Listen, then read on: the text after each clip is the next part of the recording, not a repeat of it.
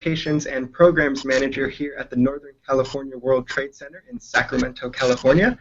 As we get going here, I'd just like to thank you all for joining us as we explore the international market opportunities in the field of renewable energy. On behalf of everyone here at the Northern California World Trade Center, we really appreciate you joining us, and we look forward to connecting with you again in the future, whether that's digitally as we are here today or in person at any number of the events we put on throughout the year. Before I introduce our moderator today, I just want to extend a thank you to our partners. They really allow us to have the connections that can help our businesses grow internationally. So you'll hear from them today, folks from the U.S. Trade and Development Agency, as well as the Department of Commerce. And we're also really excited to have the private sector represented. We have Sun Edison, who will be sharing perspectives as well. So with that, I'd like to introduce our moderator, Maya Jaffe. She is the Trade Programs Manager here at the Northern California World Trade Center. And we're a really close and collaborative group here in Sacramento, so I'm able to see firsthand the drive and passion she has for helping the companies in our region grow internationally and really succeed in the international marketplace. So I'm thrilled that she's our moderator today. I've been looking forward to it for some time. So with that, here's Maya. Thank you, Carlo, and good morning, everybody. I'm Maya Jaffe, Manager of Trade Programs with the Northern California World Trade Center.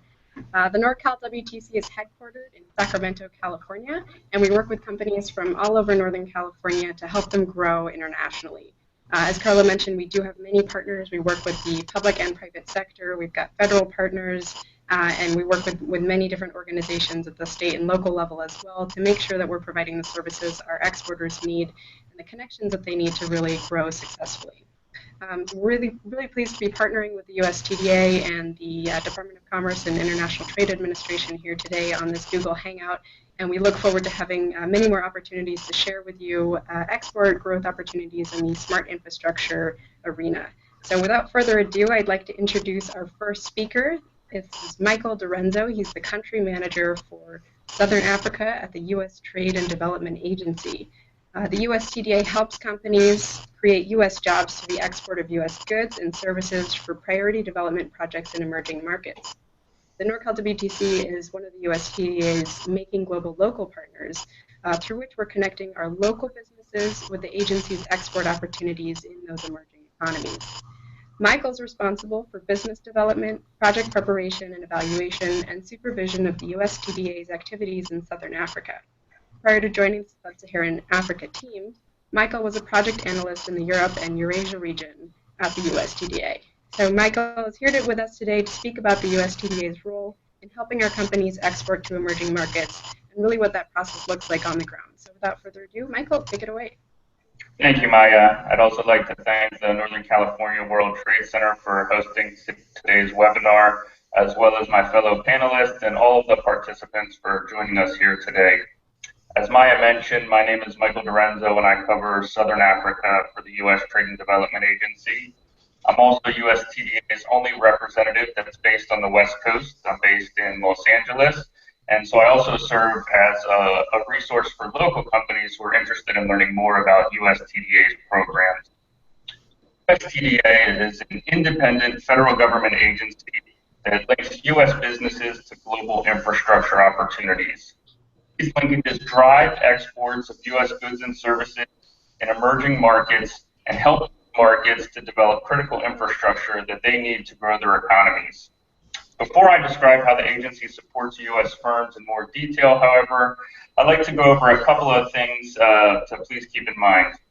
First, USTDA works exclusively in emerging markets. We are a foreign assistance agency, so we do work in emerging markets. However, it's worth noting that these markets do represent the best growth opportunities and export opportunities for U.S. companies.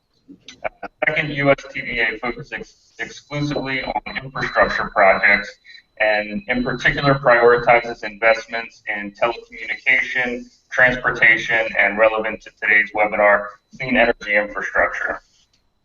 With that in mind, I'd like to quickly explain exactly how USTDA promotes U.S. exports.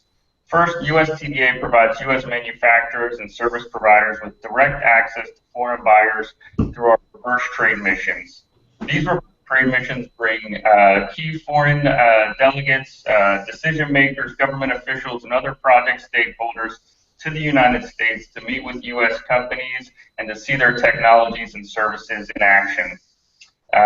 For example, one RTM that USTDA will be hosting this coming November is Smart Grid Technologies RTM for officials from China's Smart Grid Center. That RTM will be going through San Francisco amongst other locations, so hopefully may provide opportunities for some of those participating in today's webinar to directly interact and learn more about export opportunities in China's smart grid sector. In addition to the RTMs, USTDA hosts sector-specific conferences and technical workshops that bring together key decision makers to discuss opportunities and challenges in the development of critical infrastructure projects. In fact, on December 10th and 11th, USTDA will be hosting the U.S.-ASEAN Energy Infrastructure Symposium, also in San Francisco. That should also provide opportunities to learn more about specific market opportunities in the ASEAN countries and to meet with key decision makers and delegates during that conference. For information on both of these events, as well as many others, I suggest that you visit USTDA's webpage, ustda.gov, in the Events tab to learn more about upcoming events, RTMs, and other conferences. In addition to providing direct access for U.S. companies to foreign buyers, USTDA also provides U.S. businesses with the opportunity to engage directly in infrastructure development projects in emerging markets. We do so through the funding of feasibility studies, technical assistance, pilot projects, and other project preparation activities. Anything from environmental impact assessments, legal support services, engineering design specifications, etc. Whatever is going to get U.S. companies involved in the preparation of critical infrastructure projects. USTDA further supports U.S. companies competing for sales in emerging markets through its Global Procurement Initiative, which supports the use of best value and lifecycle cost analysis in public sector procurement decisions, but also low cost and unfortunately low quality bidders, companies that tend to have higher quality services and products at a disadvantage.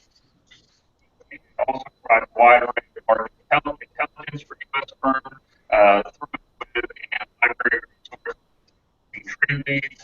These are real-time alerts for procurement opportunities, webinars, and publicly available reports through USDA's library that contain detailed market analysis, research on specific sectors and infrastructure projects in emerging markets.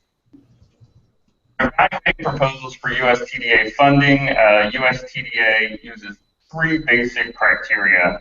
The first is that the project represents a priority for the host country's economic development and has the support of the U.S. Embassy in the host country. The second is that the project represents a high likelihood for receiving implementation financing. And the third is that the project represents significant potential for U.S. exports of goods and services into project implementation. With these parameters in mind, USTDA is extremely flexible, so I strongly urge that if you have any ideas or are looking into specific markets or projects in which we may be able to provide support, to reach out to me so that we can discuss further.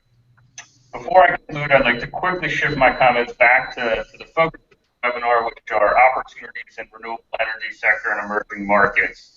As USTDA's country manager for Southern Africa, I'd like to first point out or begin with the Power Africa Initiative, which is an initiative of the Obama administration to add 30,000 new megawatts of clean energy power, as well as 60 million new electricity connections on the continent of Africa.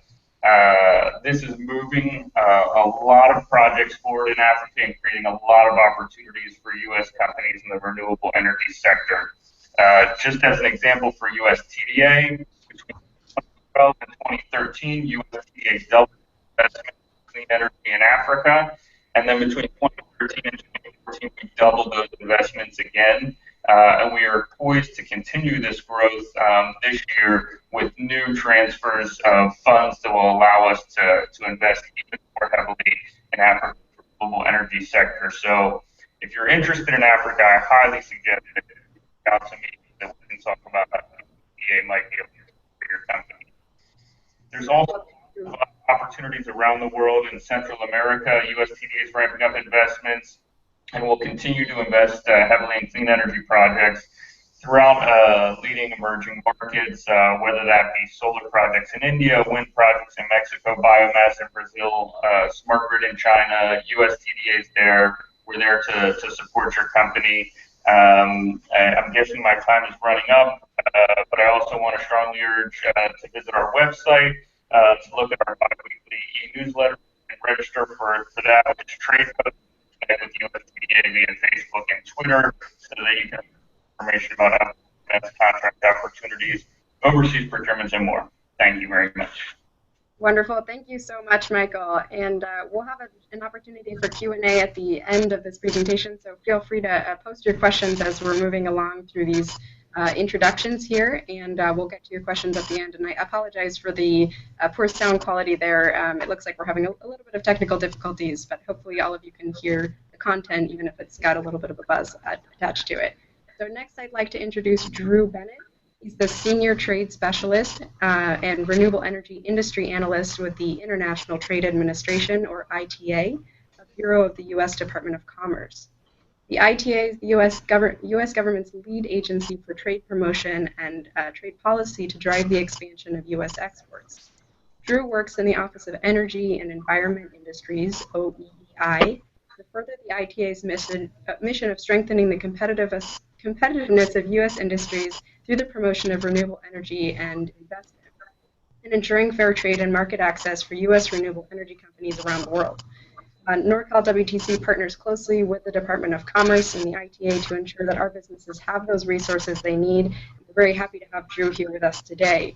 Drew's going to update you on the ITA's programs promoting renewable energy technologies and services in priority markets with high growth potential for renewable energy investment and opportunities for U.S. exporters. So Drew, go ahead.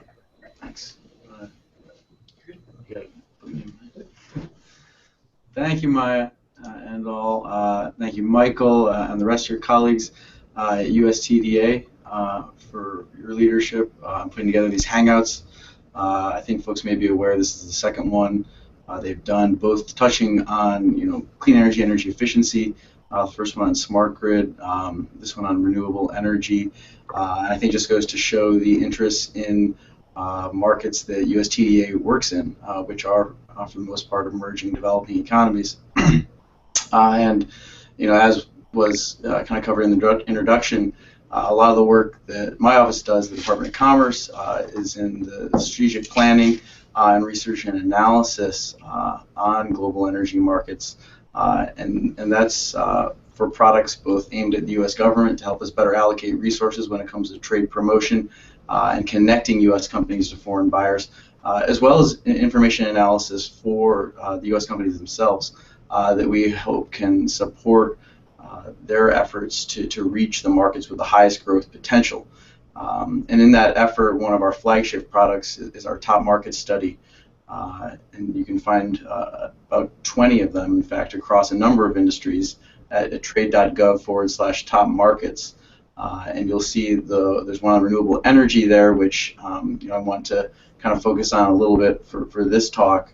And maybe just first, though, put in perspective when we talk about the opportunities in renewable energy worldwide, the type of growth we're seeing in emerging and developing economies now. Clearly, wind and solar, and what were once considered high-cost sources of energy, got their start in the major advanced economies of North America and Europe, and then Australia, and now is a global industry and is worldwide. And just to give you a sense of that, some data points from the UN Environment Program. Global additions of non-hydro renewables topped 100 gigawatts for the first time in 2014. And that was with 17% year-on-year rise in investment. which is now over 270 billion annual in renewables around the world. 50% of that investment in 2014 was in developing emerging markets, driven by China, Brazil, India, and South Africa. And renewable investment in developing economies grew 36% in 2014 compared to 3% in the developed economies. So that's 36% in developing economies, 3% in developed nations in terms of year-on-year growth last year. So a real shift in the trend and where the growth is. And clearly we're seeing something in this technology sector that has antecedents in other technologies with leapfrogging, and a lot of countries looking to deploy the next generation of technologies ahead of old generations. And in the U.S., I think we went through that in the last decade and made a ton of progress in modernizing our grid, deploying clean and more efficient energy solutions, and we're starting to reap the rewards of that. And so other nations, particularly developing economies, are looking to skip that painful decade, that first step. And I think it goes to show that U.S. companies that have now kind of developed their technologies here, honed their products and deployed them, should now probably be looking abroad for the next growth markets. And that's a pivot that comes with some challenges, but I think like what Michael outlined in terms of what TDA does and what the Department of Commerce does can hopefully help solve some of those problems and reap the rewards that there are in these growing economies. So I'll kind of leave it at that for now and come back later and can talk more about specific countries where we see opportunities, as well as some of the more specific programs we're running to help you get there. Very good. Thank you so much, Drew. Next speaker is Rajesh Manifat. He's the Vice President of Research and Development for SunEdison. SunEdison is headquartered in Belmont, California. They manufacture advanced solar technology and develop, finance, install, and operate distributed solar power systems, delivering cost-effective electricity and services to its residential, commercial, utility, and government customers. Rajesh is with us here today, and it would be great if you could speak a little bit about your experience, Rajesh, exporting. I know you guys are in 35 different locations across North America, Europe, and Asia, so you definitely have a lot of experience in the international field, and it'd be great if we could hear from you about any support you've received from the US TDA and Department of Commerce, and give our listeners who are other exporters maybe a perspective on what it's like on the ground. Yeah, thanks, Maya. SunEdison is a multi-billion-dollar renewable energy firm. We are listed on the NYSE. We have 2 different vehicles also listed on the NYSE. We are the largest renewable developers right now, vertically integrated, everything from going panels to the projects on the ground, and with assets not only in solar, but solar, wind, and also hydro assets. And with a focus on 6 different continents. I mean, we are pretty much in every country. And as a part of the USTDA engagement, what it's allowed us is focus on a certain piece of business which no one else is focused on. For instance, there are over 1 billion people in the world who don't have access to what you call grid-tied power. And what SunEdison has done is created an entity called Frontier Power. It's a new business which we have created end of last year, to serve what we term as frontier markets and frontier communities which are not grid-tied. And what we have done is we're taking advantage of the cost reductions in distributed renewable generation and storage, and using that, and improvements in technology, and using that to provide power to these communities. And the part of the USTDA engagement which we have taken up in this case through our partner MRI Global is to do exactly that, is to expand opportunities of putting microgrids, mini-grids, in Tanzania in remote communities and provide power to several hundreds of communities. And what you're seeing is we feel that this is an opportunity for us to put a single project and then expand out hundreds of these things and learn from each of this. And once you learn from that and get the cost efficiency in place, we can expand it much more so that we can pretty much use this to power a big portion of the billion people who don't have access to power. Good. Thank you so much, Rajesh. We're going to open this up to a Q&A, and I'm going to start by posing a couple questions to our panelists here, and then we will open it up to the audience questions. So if you do have any questions for any of these panelists or for myself at the Northern California, please feel free to type it into the question, or you can tweet it to #ExportSmartSolutions. So my first question here is for Drew. Can you speak about the renewable energy growth trends in emerging markets and why companies should really consider exporting to these emerging markets and what the Department of Commerce and ITA could offer to help our companies in these markets? Yeah, sure. As I said, the real next wave of growth when it comes to renewable energy, all the data is showing that to be in emerging and developing economies, including even now in the global South, as Michael well knows and is covered in South Africa and Sub-Saharan Africa. We see a lot of unique opportunities in emerging economies, in particular for U.S. companies, where their competitive advantage can best be met. Our top market study that I mentioned basically ranks countries for their potential in U.S. renewable energy technologies and services growth in the near and medium term. That integrates a lot of trade data, a lot of projections for the added megawatts in countries, and also takes into consideration how much those countries are going to be needing to import to meet the needs of their their objectives when it comes to renewables. And then also looks at U.S. competitive advantage in terms of technologies and sectors where we're competitive. And of course, markets like Canada, of course, our top trading partner, an advanced economy that is, has been ahead of the curve in a lot of segments of clean energy and smart grid. That's a great market. Japan was, one of the biggest growth markets of last year, and then, Europe, of course, has been a great market. But really, the real growth markets are now, of course, led and well publicized so by China, India, and now Brazil.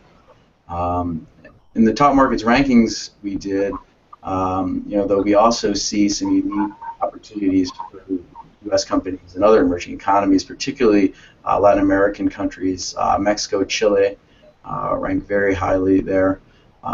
We also see the Middle East and Turkey with particular growth, and some select Pacific countries like Indonesia and Thailand. Of course, as I mentioned, South Africa ranks very highly, and then also Kenya, particularly for the unique opportunities in geothermal there. And geothermal being a subsector that U.S. companies are very highly competitive in and supply, in some countries as much as a third of that country's imports in geothermal equipment come from U.S. companies. And so those are the type of markets that are the focus for our trade promotion activities. So one thing, the U.S. government's doing to help is the trade promotion programs we run. Michael mentioned reverse trade missions. The USTDA are one of their flagship products. And at Commerce, we run trade missions. Senior officials leading delegations of companies to target markets for meetings with key government and industry officials. And to give you an idea of how much a priority renewables are now, the department has led 5 trade missions in the last year that have focused in whole or in part on renewable energy technologies. And then to give you an idea of the opportunity in emerging markets, 4 of those 5 have been in emerging developing economies. This going back to November 2014, a renewable energy trade policy mission we did to Peru. There was a North Africa infrastructure business development focused on energy and in part on solar. That was to Morocco, Egypt, and Jordan. In April 2015, our Secretary of Commerce, Penny Pritzker, led a China Smart Cities joint business development mission, the Department of Energy to China. that included renewable energy and smart grid technologies. And then in June 2015, an energy and transport infrastructure mission took place in sub-Saharan Africa. That include renewables companies hit South Africa, Mozambique, and Kenya.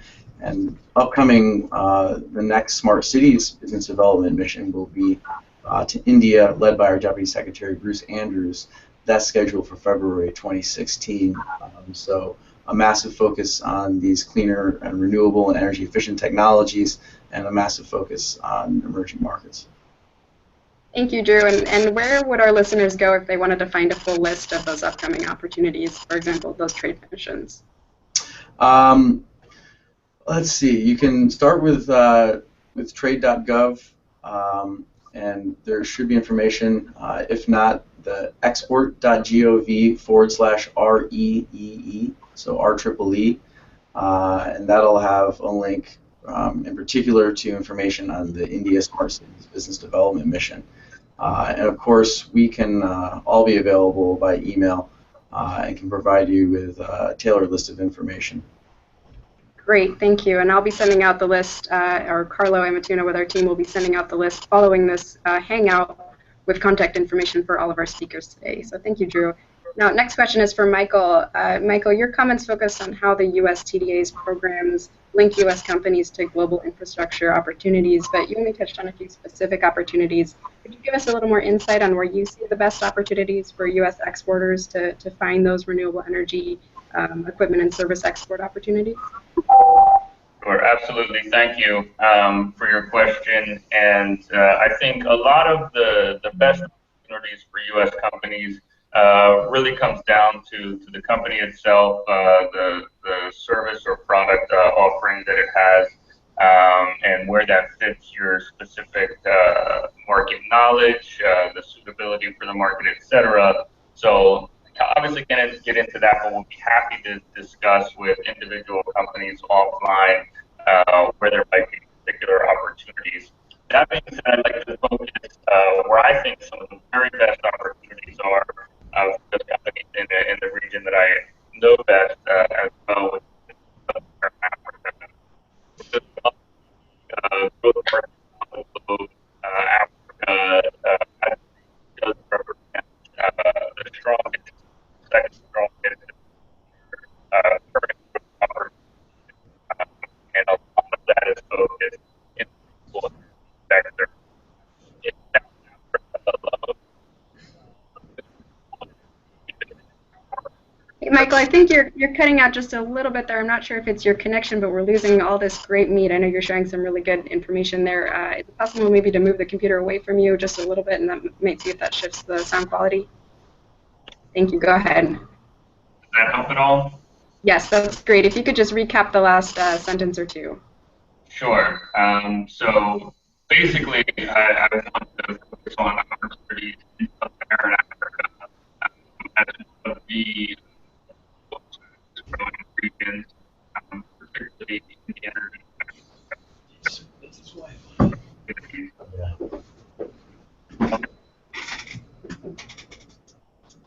I think we're still losing you there, Michael. So I'm going to move on just to the next panelist, and maybe we can see if we can get your tech sorted out there with perhaps Steve in the background.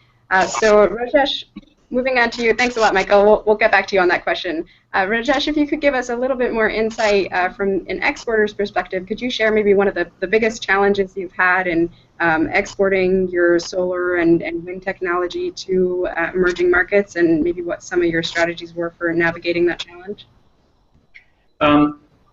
With SunEdison, we have been engaged in several of the emerging markets for a long time. So in our case, what we have done, from an exporting standpoint, is having engaged local partners, which we have developed over time, and also in several pieces, getting local partners not just in project development, also in local projects. In product technology, which you would select locally, and that has helped us quite a lot in furthering our goals in several of the countries. And the other thing is also we have engaged teams in all the local places, like for instance, the growth markets, which we call as India, China, Latin America. We have local teams which have partnered with the governments to move just to move the needle forward. That's how we have done the whole thing. And we have, at least from a standard standpoint, but maybe that's a far scale, we have not found any challenges as such in exporting anything from a technology standpoint on the renewable side.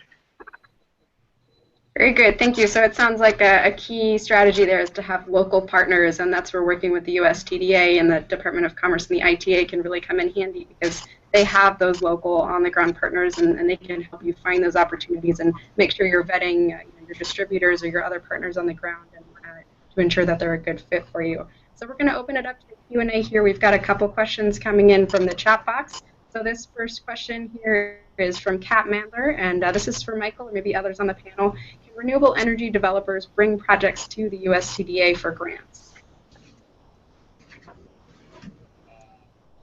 Sorry. No, I think we're having a lot of trouble with your microphone there, Mike.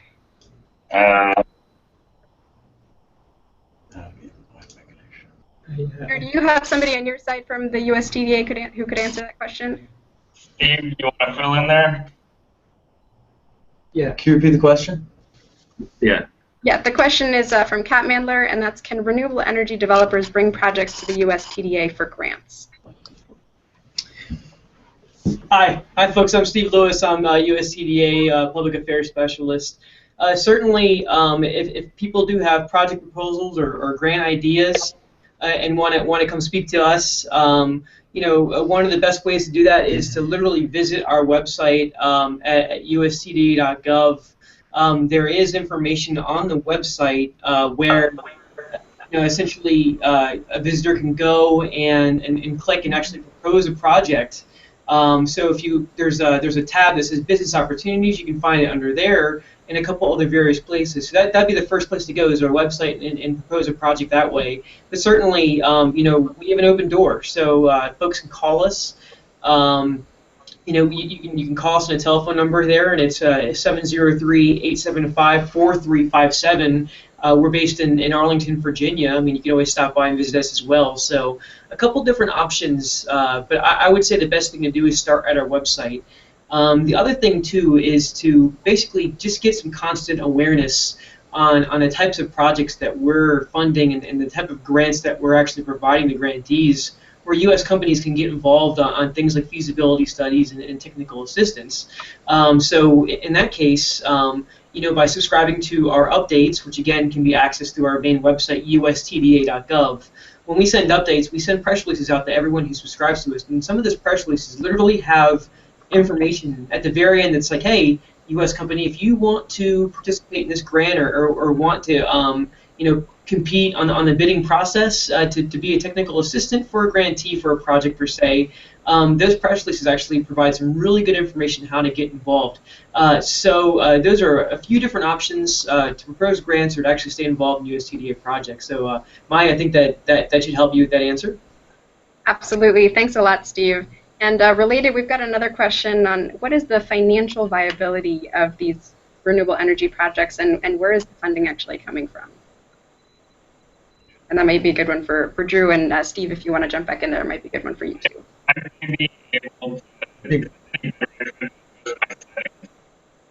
Michael, I'm not sure we're catching you at all there. Didn't really hear that. I think actually Rajesh should probably be best positioned to answer that. Okay, go ahead, Rajesh. So the question was on what is the financial viability on these projects, or what are the sources of funds? Exactly. Yeah. It's in all the projects which we have been engaged. It's a mix, I should say. We are engaged closely with financial partners, especially on debt. Debt. A lot of our projects are, so debt and equity which we take in. So from a financial viability, especially for projects in frontier markets, we look at everything from OPIC to other aid agencies which engage with us.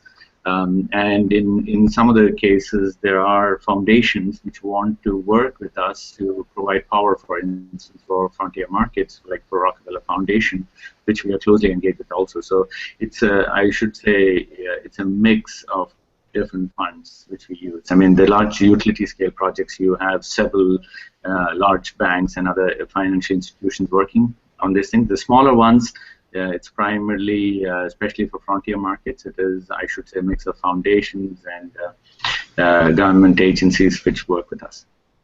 Wonderful, thank you. And this question might be suited for Michael, but I'm not sure we're going to be able to hear you, so if any of the other panelists are able to jump in, that would be great.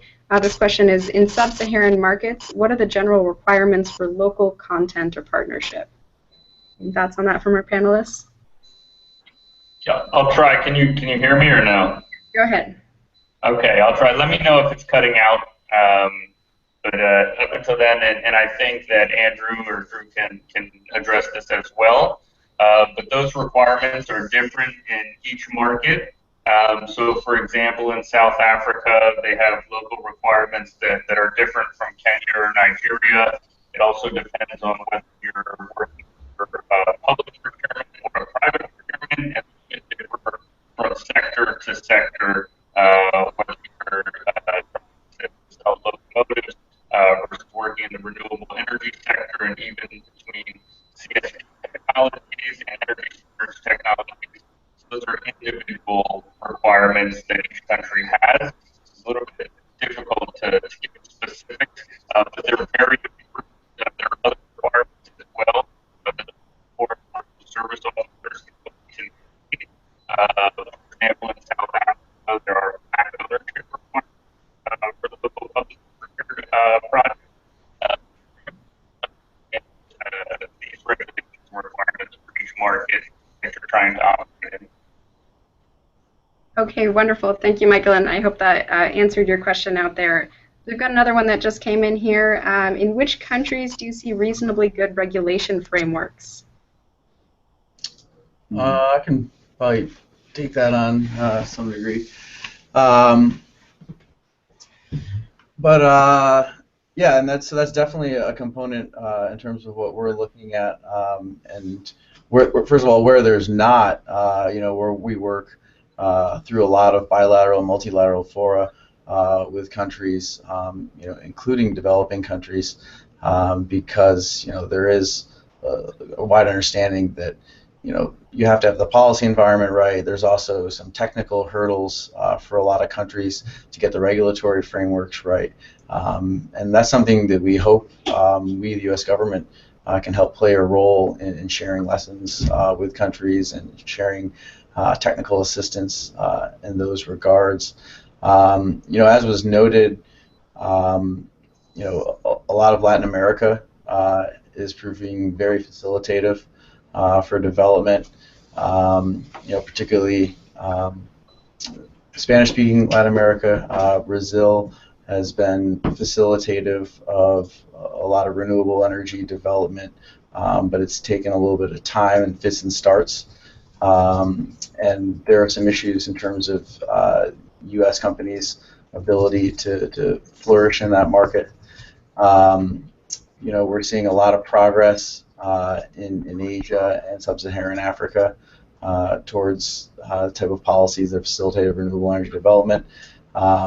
One that's been in the news on the emerging markets too is Mexico, and has made great strides over the last couple of years, not only facilitating renewables, but doing that in the context of far-reaching reforms of its entire energy sector, opening that up to a lot of competition in terms of power development, and even all the way up to the electricity services sector. So those are some of the markets that have gone a long way and been very facilitative development of renewables. Very good, thank you. We've got another question here coming from Rod Ferber, which is that there's an independent analyst that gets hired in each local market that acts as a gateway between the US TDA and getting a green light for funding. And the question here is that it seems like there are sometimes agendas and conflicts involved, and they've had some trouble getting connected to those opportunities. Can you speak on that?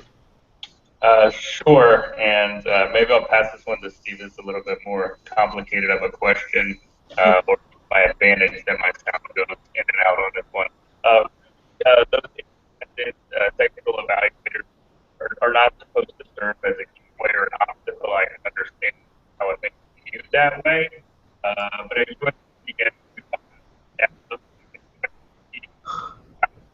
I think we're cutting out on you a little bit, Michael, there. Steve, are you able to jump in and help answer this question?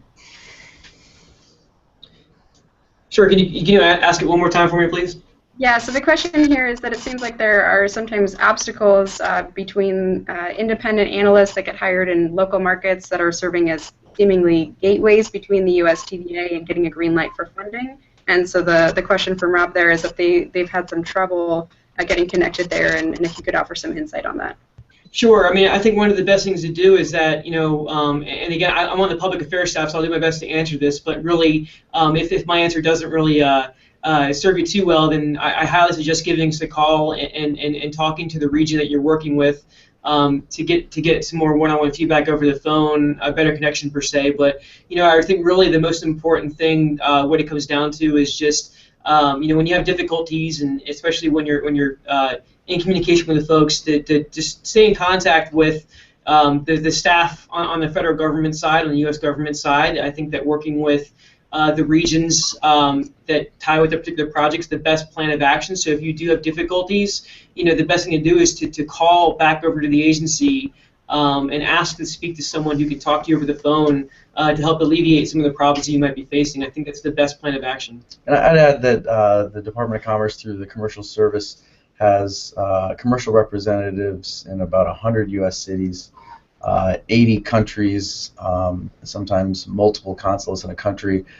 So internationally, your portal there for a U.S. commercial specialist, someone who is looking to solve exactly those challenges for businesses.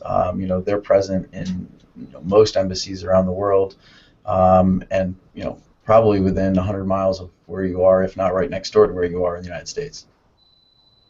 Wonderful, thank you. Next question here is from Olaf Hansen. Olaf runs a small sustainability consulting company in San Francisco with technology providers in the EU in the field of biogas. And Olaf has been approached by Senegal for projects on organic waste to energy through anaerobic digestion, and wants to know if there is USTDA funding that's available to them. The answer is yes, and please call me offline so that we can discuss further. I'm trying to see if I can use my phone to get better audio. Wonderful. Thanks a lot, Michael. Let's see. Our next question here is from John Clark. Do the panelists have experience working with local firms in Haiti, and can you speak to any challenges and requirements?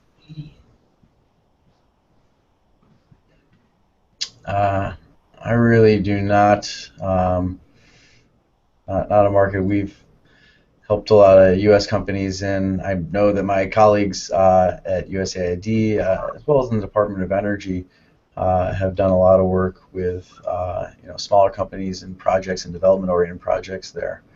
I'd be happy to help connect someone with the right folks in government to talk to.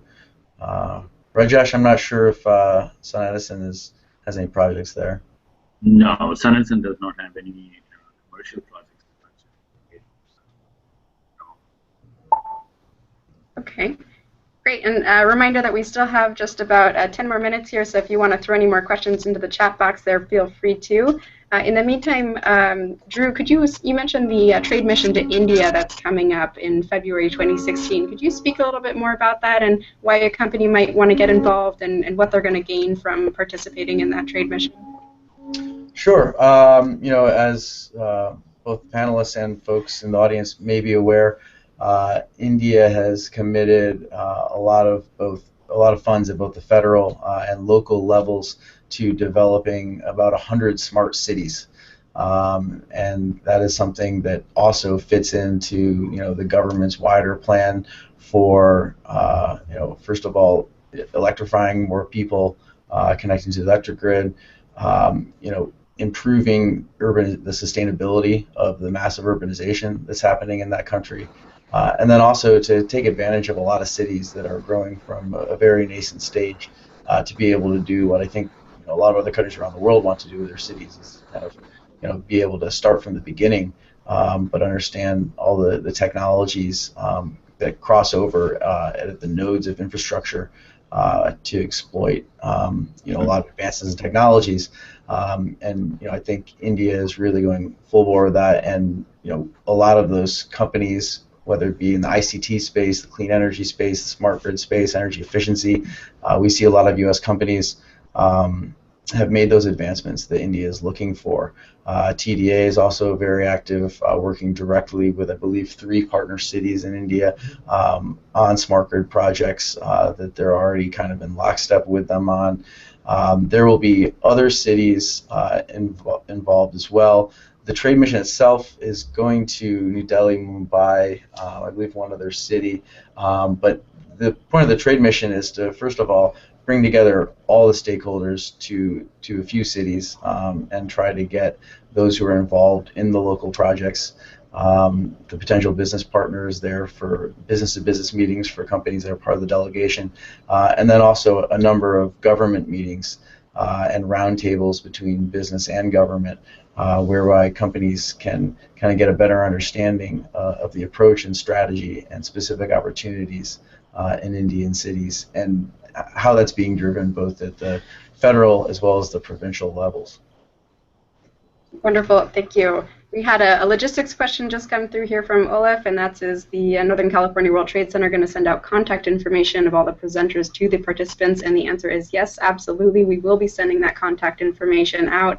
It's going to go out in the same way that you should have received a notification of this morning's Hangout, which is through your Gmail. So however you registered for this Hangout, we'll be sending you a message through there that has that contact information. And you can also feel free to contact us directly. My email is mjaffe@norcalwtc.org, and you can find that information on our website as well, norcalwtc.org. You can sign up for our newsletter, and we'll keep you posted on upcoming opportunities. So definitely ways to get in contact with us if you're not able to see it through the message that we send out via Google Hangouts. Next question here is for Rajesh. Rajesh, can you speak on some of the projects that you've got going on right now at SunEdison, and how other companies out there, other exporters or potential exporters, might consider SunEdison as an example for growing internationally? I think some of the projects, especially from an export standpoint, which we'd like to talk about, is the projects in Africa, for instance, and we are engaged in Senegal and Tanzania in trying to put up mini-grid projects where in remote locations where there's no grid. And in all those projects, what we have done is we have, like I said before, Maya, is found local partners who are engaged, and then provided them with technology and financing assistance. That's what we bring. SunEdison is bring that piece into the equation, and they would help and engage the community and drive the project development forward, while we would support them on the finance and technology aspect and make it whole, the complete thing successful. We have also done similar projects in India, several projects in India, I should say, in mini grids and in solar water pumps. In terms of more specific, participants want to contact us, I can send out more specific information on the projects. There are multiple of them in multiple locations which we have done. Great. And a follow-up question on that. Could you share a little bit about how you first got started in exports, and if there's a company out there that's never done it before, what kind of advice would you offer to them, and how did you get started? Or any advice you would suggest on that? I couldn't hear. Was it the question is, Rajesh, if you could speak on what it was like to get started in exporting?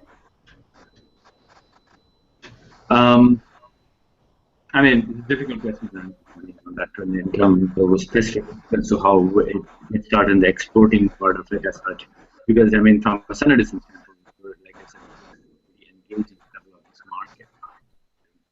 market. You're cutting out just a little bit, Rajesh. If we could have you speak maybe closer to the microphone.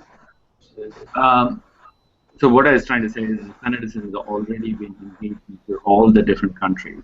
We are in 6 different continents, 35 different countries, where we are already supporting with technology and finance for renewable energy projects. So in newer places, and our focus markets are, like I said, India, China, Latin America are the focus areas, and all we try to do is try to look at large projects and/or projects which will serve communities which don't have power. And that's what engaged into in all these locations. So in several of these places, we are already set in place with local partners to take involved. Okay, wonderful, thank you. And we've got another question here from Rob Ferber, which is, do you have any special programs for small companies as opposed to entities that have gotten to scale like SunEdison? And I'll actually field that question. So here at the Northern California World Trade Center, we have a large number of programs for companies that are small and medium-sized especially.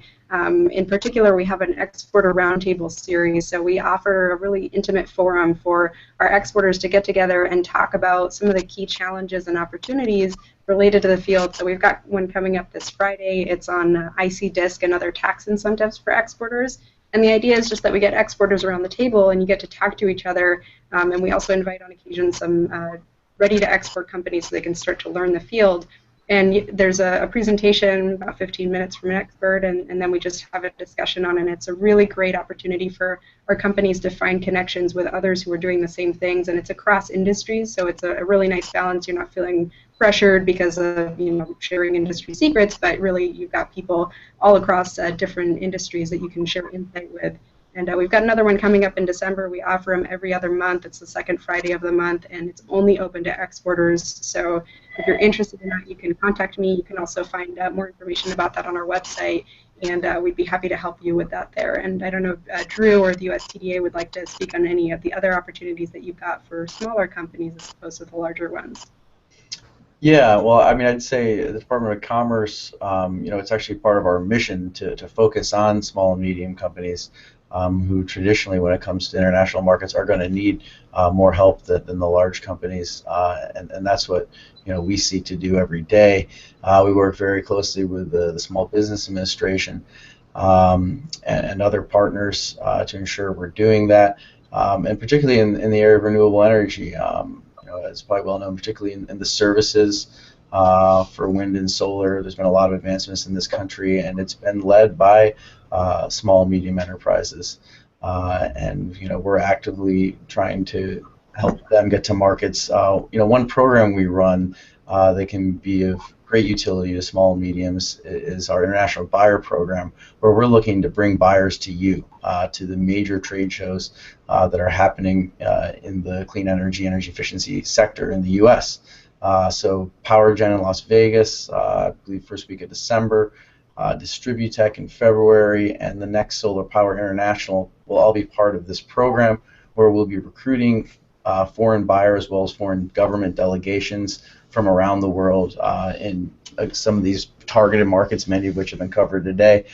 We bring them to the trade show for business-to-business meetings you can sign up for in advance, as well as we kind of lead those delegations on tours of the show floors, and folks who are exhibitors at those shows have kind of advanced access to these delegations who are here looking for the particular technologies that we think small and medium U.S. companies can provide. Thanks, Drew. Oh, sorry, Maya, I just wanted to add from the USTDA side too. It looks like Michael has disconnected, so just want to caveat to Drew. USTDA works hand in hand with the Department of Commerce and with the International Trade Administration as a partner federal agency. So we also offer similar type of opportunities for small and medium-sized businesses. Ours actually is kind of the other way of the spectrum, where we offer reverse trade mission type of experiences, where we bring delegates from overseas to the U.S. and bring them directly to U.S. buyers, to U.S. manufacturers, and have them tour their plants and tour their manufacturing areas and things like that. So we have actually a bunch of events coming up to include a smart cities development reverse trade mission, where we're bringing some delegates from the India side, from Andhra Pradesh region, to the U.S., and then they'll be actually meeting with a bunch of U.S. companies. And during that time, there's going to be some opportunities for U.S. small businesses to actually get involved in networking with these delegations through events that we hold called business briefings, where during the reverse trade mission, small, medium-sized, small businesses can sign up to attend business briefings and actually speak one-on-one with these delegates and hear firsthand about projects that they're trying to implement, and so that way they can create a strong connection face to face. And what better way to do it than to actually attend an event here in the U.S. and not have to travel if that budget's actually not something you could afford to do. So from the USTDA perspective, I just suggest that businesses should definitely again follow us by subscribing to our updates, where they'll get invites and alerts for events like that we have coming up. And again, fall and winter are both very busy times for us, but also visit the website at ustd.gov and click on the News and Events tab, where folks can see what we have coming up. They can register for certain events that we have that we provide links for. So lots of options that way for SMEs to get involved. Thank you. Do we have any last comments here from our panelists? We're reaching our last few minutes here. Well, can you hear me? Yes. Okay, for that particular comment from Rob, please reach out to me. I'd love to chat with you about some particular opportunities in South Africa. So you'll have my contact information if you don't have it already. Very good. And Drew or Rajesh, do you have any last comments to add here? I mean, we have been very, from a SunEdison standpoint, and our partner MRI Global, who front-ended the whole interaction with the USTDA, we are very happy with the process which USTDA followed in getting our projects through. Pretty transparent, I should say, in all the activities, how we took it, how USTDA took the whole thing forward. So we're very happy with that engagement.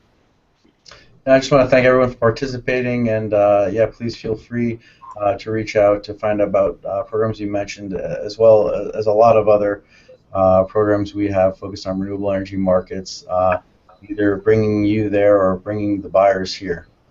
Please contact us at will. Thanks all. And I just want to wrap up with a last comment here, which is to emphasize the importance of working on these smart infrastructure projects, especially working in emerging markets as the USTDA does. It provides a huge opportunity not only for helping other countries to be growing and moving their economies forward, but it's also a great way for us to be growing our economy here at home, because a large majority of companies American companies are not exporting, but there are huge markets, as you've heard in this hangout today, and if you can tap into those markets and find those international buyers, then you're really going to be diversifying your investments, and you're going to find a large opportunity there. So we encourage you to be looking at the ITA trade.gov, as well as USTDA and the NorCal WTC. We've got a lot of programs, and we're really working in partnership with each other, and we want to help connect you to those opportunities. So if there are no further questions here, I would like to thank all of you for joining us here today. Stay tuned, sign up for our newsletter, and we'll keep you posted on the upcoming opportunities. And if there are any exporters out there and you're interested in joining our Exporter Roundtable series, please do feel free to reach out to me for more information, and we'd be happy to get you connected there. So without further ado, I'd like to thank everybody for joining, and we'll sign off here. Thank you, Maya. Thank you.